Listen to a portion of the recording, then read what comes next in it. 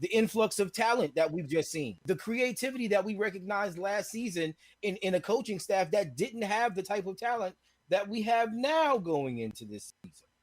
The vibe, the mood, the attitude. Nick just a little while ago on something that is so crucial to success, and that is chemistry. That is how it is that the identity of the locker room is being established right now. Yep. And I guarantee you, none of them are thinking about, oh yeah, we didn't ball out last season or we haven't played well. None of that. I'm telling you right now, it's a hell of a time to be a Jets fan right now.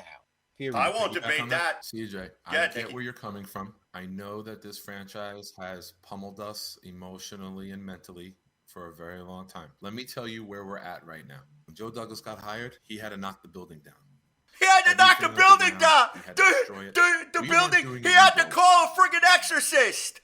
All right? They had to go and ask the U.S. government to come in with the MAOB, the mother of all bombs, and just completely wipe out Florham Park. I got you. Hear my analogy out. It was a building that was condemned. Bad contracts, no draft picks. What did Joe do?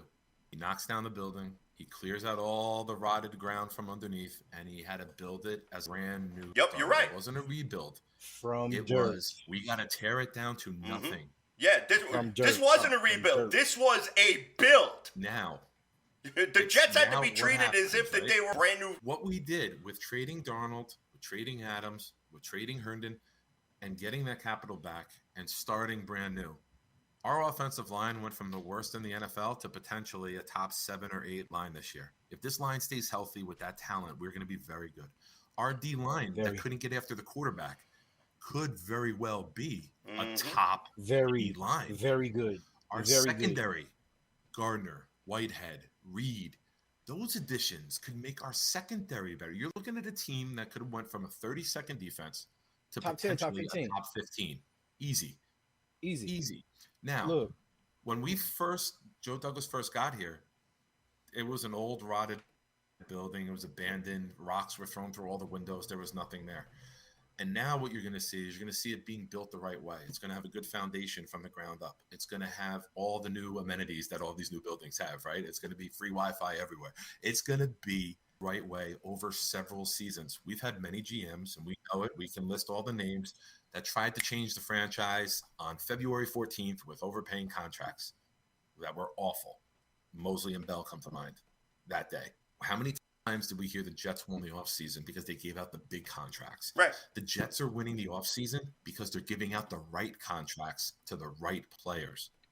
So I don't know how you as a Jet fan can sit here and rip them. I think you're emotionally torn, and you're like of no, I'm not ripping. Where the Jets are going, and I think you're still sick about it. I'm not ripping them. The only thing that I'm trying to do is I understand everyone getting excited. There is a ton of reason to be excited.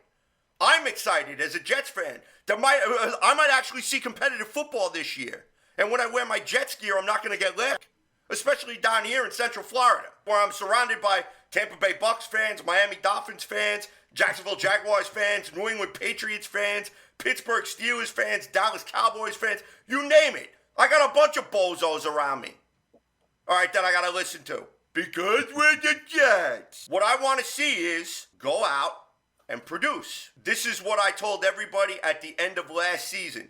Joe Douglas and Robert Saleh put themselves on notice. They put themselves on blast with their year-end press conference when they both said that 6 wins in 2 years is unacceptable. So far, 100% solid offseason. The only thing that I'm saying is I want to see the finished product before I'm going to go all in with the huge Gatorade cooler filled with the green and white Kool-Aid. That's all I'm saying. And I respect that. You're not putting the carriage before the horse. Right. And I totally get that point of view. But you got to admit this. We don't have AIDS-looking horses anymore. We got thank God. We got ourselves some AIDS-looking horses. Stop. Already caught myself a couple times already. Wait. I stopped. I never stopped. Chronic vaginitis coming at you. My respect to you, brother.